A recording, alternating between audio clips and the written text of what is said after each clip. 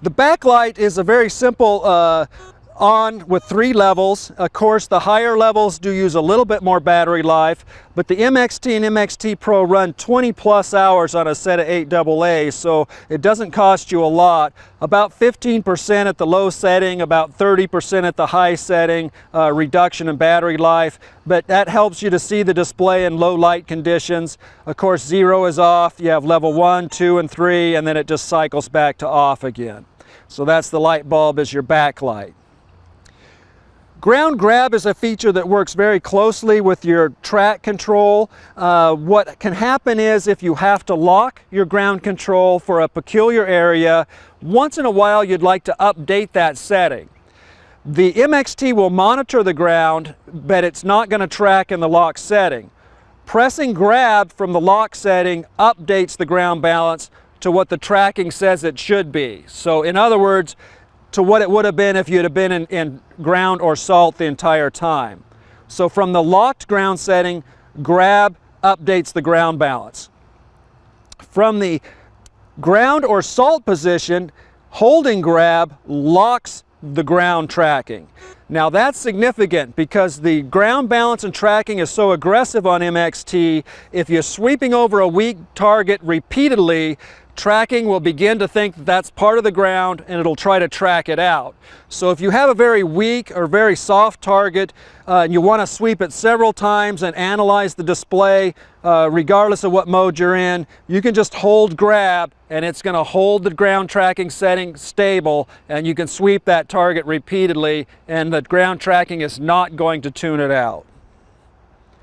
So grab holds the ground balance setting for ground or salt, so you can sweep a weak target multiple times without error, and from the lock setting it updates it to your current tracking level.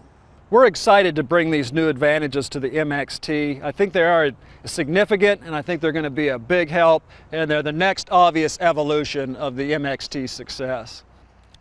Weiss has a number of accessories available for the MXT, which makes hunting a whole lot more fun and easier.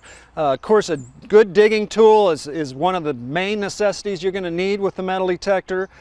Pouches to keep all of the stuff you're finding in. Variety of digging tools.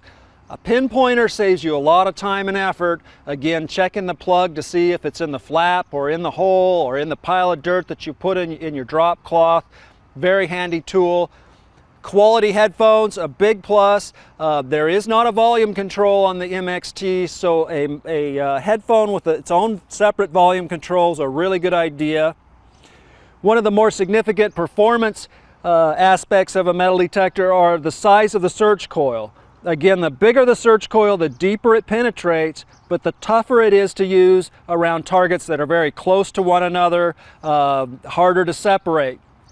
In extreme trash, like a parking strip between the road and the sidewalk where you have a target every few inches, a very small coil like the Eclipse Shooter DD, excellent. You can find a lot of silver that people have left behind because they didn't want to deal with all that trash close together. Slightly less trash areas, some of your parks, the 6-inch loop is a big plus. It's very handy, very isolated signal. The round coil is a little different than the egg-shaped or elliptical coil. Again, a very valuable accessory.